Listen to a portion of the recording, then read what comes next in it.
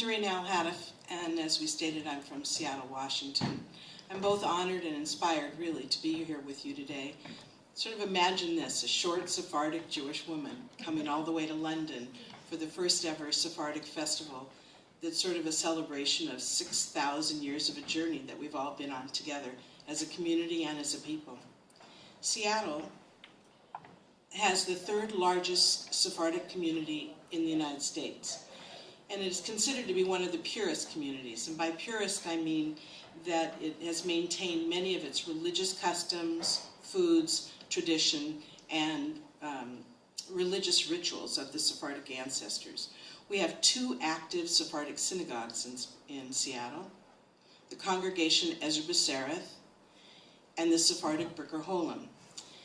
The Congregation Ezra B'Sereth is made up primarily of Jews from the island of Rhodes, and the Sephardic Birker Holim is primarily consisted of people that came from Turkey. Customs are mostly the same, but they do vary a little bit depending on whether it's how one makes foods. Doesn't make them quite that way. So it is a little bit different. They do share most of the customs. Both of my maternal grandparents, the Menashes, were from the island of Rhodes. And on my paternal side, the Cohens, my grandfather was also from the island of Rhodes, and my grandmother was from Istanbul. My paternal grandmother was the first Sephardic woman to arrive in Seattle. She spoke several languages and helped settle many of the Sephardics as they arrived into Seattle to settle there. She came as Dora Levy and married my grandfather and was Dora Levy Cohen. In my grandparents' home, Ladino was spoken. The foods were almost always of Sephardic in nature, could have been a little Turkish, could have been a little Greek. The holidays and Saturdays were filled with Sephardic delicacies. And that we cherished as children, and we cherish even more now, as little by little, the people that make those delicacies are dying off, and we're losing the people that made them so special for us. A discussion in a Sephardic home today might be, do we call this a bulema or a boyu? And it would depend on where someone was from and whether there's a discussion whether it has to do with the shape. But things that were very Sephardic were very common to us growing up. I firmly believe that our Sephardic heritage, language, food, and culture are too precious to lose. Sephardic culture was a large part of my upbringing in my childhood, speaking the Ladino language, practicing many customs, and it's just a general vision of life. My husband, Joseph Al-Hadif, also Sephardic, for both of us, it became very important to make sure that that Sephardic culture was preserved in our home and was passed on to both of our sons. We still work at it constantly. But as many of you know, little by little, assimilation in this fast-paced digital world is causing us to quickly lose our Sephardic culture. It is important to note that it is imperative that we realize how important it is to us, and that this assimilation of both the Ashkenazi community, which is obviously larger, and the general community at large is causing this assimilation, which requires more work on our part to preserve it. In Seattle, we're very lucky to have an honorary Spanish consul, Luis Fernando Esteban, who has had great interest in the Sephardic community and its legacy in Spain. About 2 years ago, he arranged a trip to Spain for a few of us to visit a number of cities with historic Sephardic heritage, and that are also cities that are part of the Red de Juderias. We visited Cordoba. We visited the statue of Maimonides. 2 of the people that were with us from Seattle were Maimons from descent, so for them it was especially important. We visited also Centro Sepharad, and we went to Leon. It is a city of Jewish importance, clearly, but we went there specifically because the University of Washington from Seattle has a campus in Leon. The University of Washington in Seattle is important to note. It has a Jewish studies program, and it also has a Sephardic studies program. It has grown over the last few years. We have a very, very important person that is heading it. He's made huge strides for archives and the Ladino language. And so it seemed obvious to us when we returned from this trip that we needed to make a great effort about preserving this Sephardic history, culture, and its importance not only in our country, but in Spain as well. So this small group formed an organization. We also visited the day school when we were in Madrid. We formed an organization that was called the Seattle Sephardic Network. The Seattle Sephardic Network has a website that we invite you to please visit.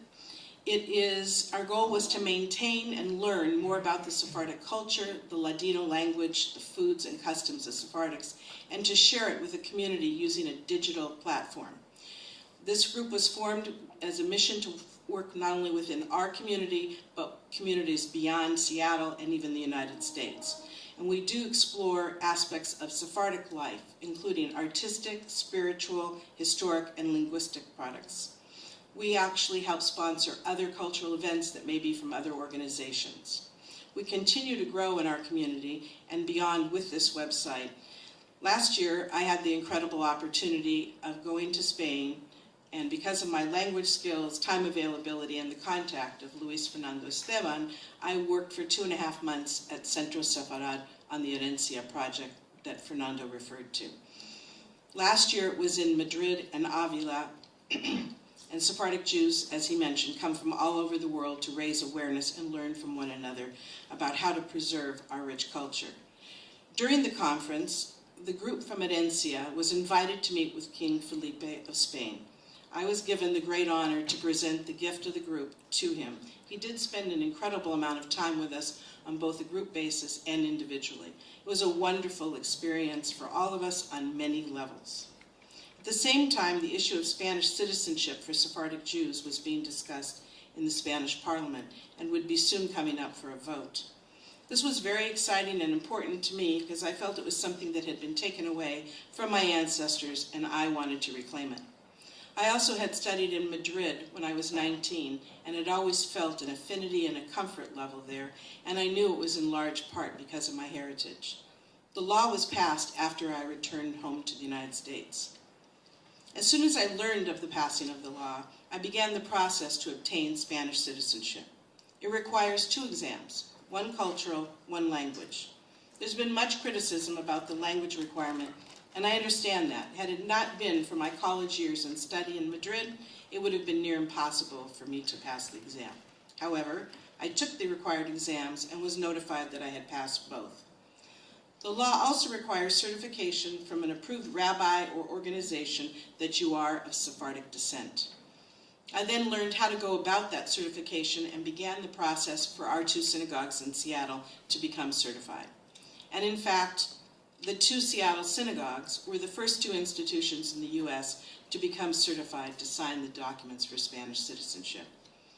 I then submitted my paperwork, and shortly thereafter, my application was approved. On February 8th, I signed all necessary documents before a notary in Spain, and I became the first American and the 6th person worldwide to do so. I await my passport still. I have learned a great deal about the law and have now helped many others with the process, or at least provided information on how to proceed. I learned that although it's not required, using an attorney in the process was extremely helpful and invaluable to me. While working with him, I was thrilled to learn that there's a bit of a loophole in the law. While I had to take a language exam and my grown children would have to as well, the law reads that under 18 years of age, no exams are required. I then moved forward to get my 2 granddaughters, Sophia and Nora, ages 4 and 2, approved for Spanish citizenship. On March 21st, my son Lauren signed before a Spanish notary on behalf of his 2 daughters, my 2 granddaughters. They are to become the first 2 minors to obtain Spanish citizenship under the new law, and I'm actually thrilled for them. This is a lifelong gift that I feel I've given them.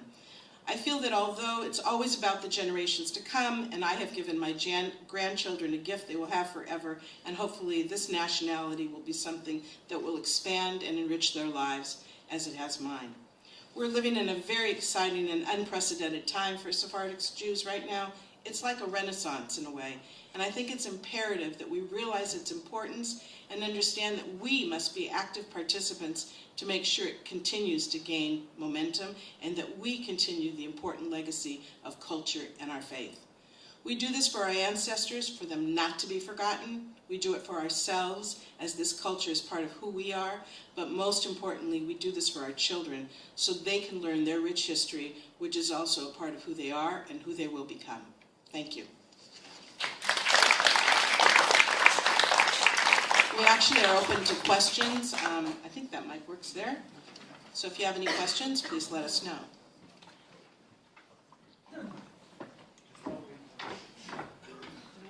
I can run this one. Yes. What is the percentage of Sephardi Jews, do I suppose the name Ashkenazi, in terms of the overall Jewish population? I'd very much like to know that. Are there lesser than others? I could address Seattle. So in Seattle, there are about 5,000 Sephardic Jews. But if you look at it as part of the population, and you look at it, they've done many reports, especially since the University of Washington has a Sephardic Studies program, that if you take families that are partially Sephardic or identify with Sephardics, in Seattle we actually have a population that could be somewhere around 17% of the Jewish population. And that could be mixed, somebody who identifies, and it's not necessarily affiliated. Thanks. Yes? I was just thinking, if the Spanish citizenship, how does that work with your grandchildren? Was it a dual? It's dual citizenship. So you give up nothing, but you carry your EU passport, Spanish passport. With the citizenship and Sephardic heritage, Jews, say from Iran, which is a community that was well and truly existing before the expulsion, how does that work? Because they are Sephardic Jews, aren't they? Well, I guess that's the question. I mean, they're considered Sephardic Jews, but the Spanish law reads, to my understanding, that is, you had to have been a descendant from Spain. So I think there are Sephardic Jews that actually may not be descendant. I don't know about the Mizrahi Jews or the Iranian Jews, so that would be something that would be historical that I couldn't answer. They are looking for Spanish descendancy. Who do you contact for that? You know, I actually, as I said, I used an attorney. We've had several people look into it from calling to get information about that. I think you have to have some idea of your particular family and do some archival work to get to a certain point so that people can work from there to see if it actually goes all the way back. Thanks. Right, could you use the microphone? I can't hear you very well. Just talk into the mic. Oh, it does work. Sorry. Any other questions? Yes. In the Seattle community, just the Jewish community as a whole, Yes. has the law of nationality been received favorably, or has there been a lot of the criticism that you yourself mentioned? I would say it's been mixed. The issue of the language has been a big problem. There are many people who would like to get the citizenship symbolically. They're older, and so for them to start trying to pick up another language now, the language exam is it's a standardized test that Spain uses for placement. It's the DELE test that they use. It is a lower level exam. It's an A2 level. But for someone older who may have spent their life speaking in Ladino, which was mostly transferred orally, to sit and try and take a written exam in current Castellano would be difficult. So on one hand, I say that there has been a fair amount of criticism based on that. And on the other hand, I probably field anywhere between 2 and 4 inquiries a week just on citizenship. The issue also is, for me, is to make sure that other communities become certified. Right now, Seattle has been a little bit, it's been funneled into Seattle because we have 2 synagogues that have been approved. So as soon as other synagogues or other places and communities get approved, I probably will see less of it. But we do have people that come up from California into Seattle to exam because we do have a Cervantes Institute in Seattle. Do you have students with projects with very young children? In Seattle? Yes. We don't, as part of the Seattle Sephardic Network does not. but there is sort of a resurgence, as in Spain, of Sephardic heritage and history. And so we are seeing programs now within the Jewish day schools where it's being brought up. There also is an author, her name is Andrea Leon Brooks. She wrote The Woman Who Defied Kings, which is a very interesting story about a woman, Doña Nasi, who was from a very prominent family in Spain and tried to pull out conversos. It's a very good book. In her research, she did a lot of Sephardic research, and she has now put together an actual lesson for 5th graders on Sephardic history that's available online, both to religious schools and public schools. Anybody else? Yes. A question for Marta and Fernando. You talk about a lot of the partnerships you have with Jewish communities living abroad and in other places. What about with the kind of the organization of the Red de Juderías and the Centro Sefarad Israel? Are there actually Jews who are living in Spain who are part of kind of the upper levels of the governing structures?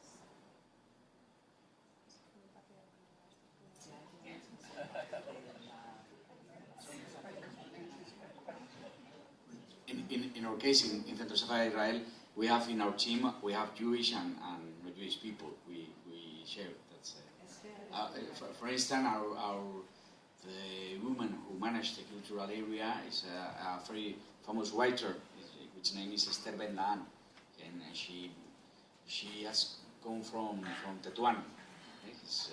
She has, for instance, and there are, of course, we work, as I told you, with the Jewish community of Madrid and the Federación de Comunidades Judías de Madrid, and it's a team building, really. For Red de Juderías, it's an organization that it's made of the mayors. The mayors just signed up to give 100% of the budget. It's public budget for those cities. So the city of Córdoba, the city of Barcelona, they are given a part of their public money to build up this project.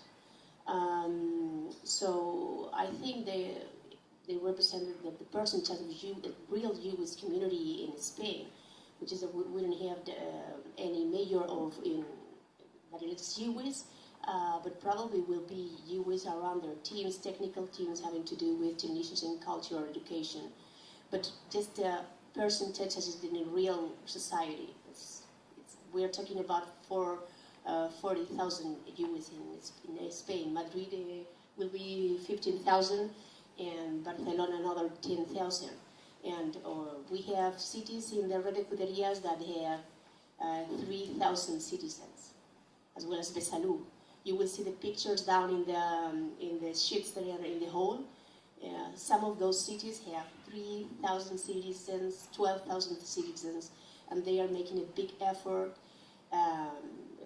to give that public money to this budget. Another thing I would like to say is that all those cities have a big support. That's why the mayors keep on the network and keep working with the network. And we have out of 15 more cities wanted to take part of the network. And all through Spain, north to south, east to west, we have very important cities with important Jewish past. So part of the population of those cities demand their governors to be part of the Jewish community, the Jewish network. And they take part of all our activities. In September, we organized the Day of the European Jewish Culture, the European Day of the Jewish Culture. It started being one day, and all the cities organized activities open to everybody. Now it's a week. We have a whole week in 24 cities in Spain having to do with Jewish activities, and the population of those cities, mostly not Jewish, are the first supporters of this program that gets bigger and bigger every year. In Córdoba, we've got the International Sephardic Music Festival, and it's very important and very nice, and also it's growing every time. every year we have to think how we spend every euro of our budget, because we have ideas coming from all over Spain about doing exhibitions, about making research about famous Jewish character and for history. We have to really select what we can do, and that's the strength of the network. The things that those cities by themselves could never do because of their size. As a network with the whole budget together, we really can take out programs, interesting programs for our society and for everybody.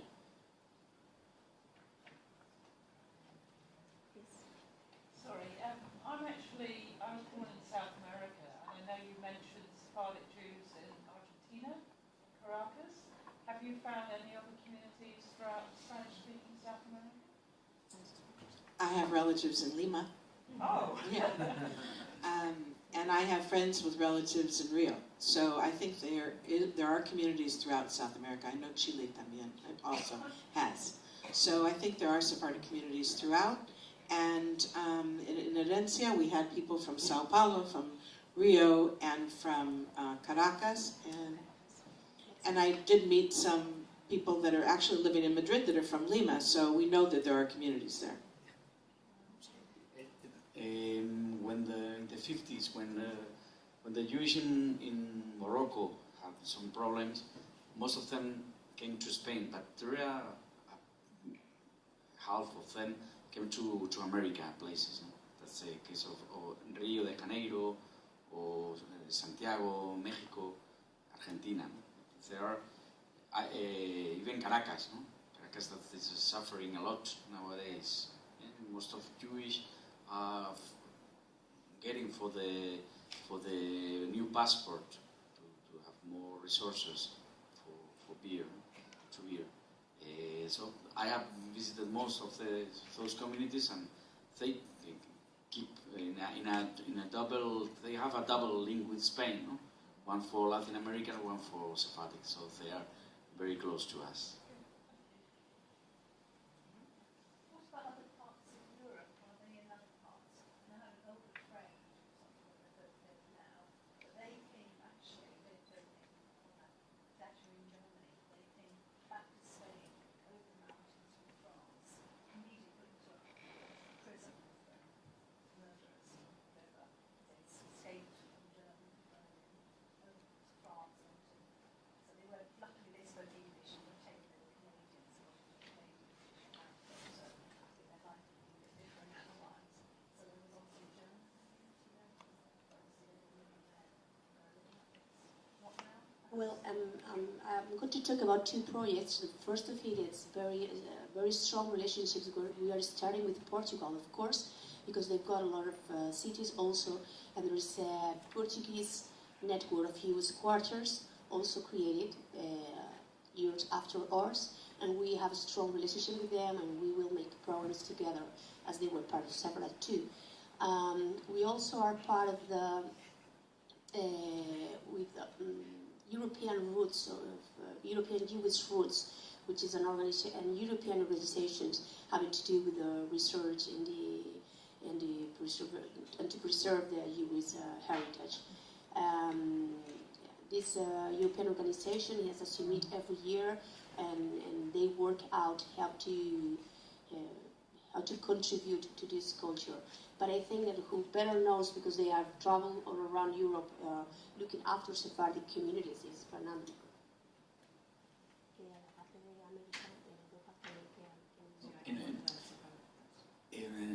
We talk about communities, about the current communities in Europe.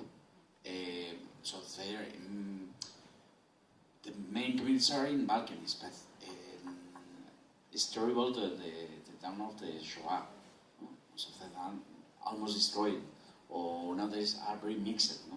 I've been in Skopje, in Macedonia. 98% was killed in Treblinka. So nowadays it's a very short community, people who, some miracle has saved his life, and they are mixed with Ashkenazim, with Christian people. So it's a little renewed. That's the same in Beograd, it's the same in Bucharest. So I have been several times in Istanbul. And when I go to Istanbul, my dream was that's how the communities could be today without Shoah. It's a very big community with museums, with Jewish schools, with sports, with several synagogues. No? But in the other sides of Europe, like which are very, very destroyed. But Rome has a community. they're still alive.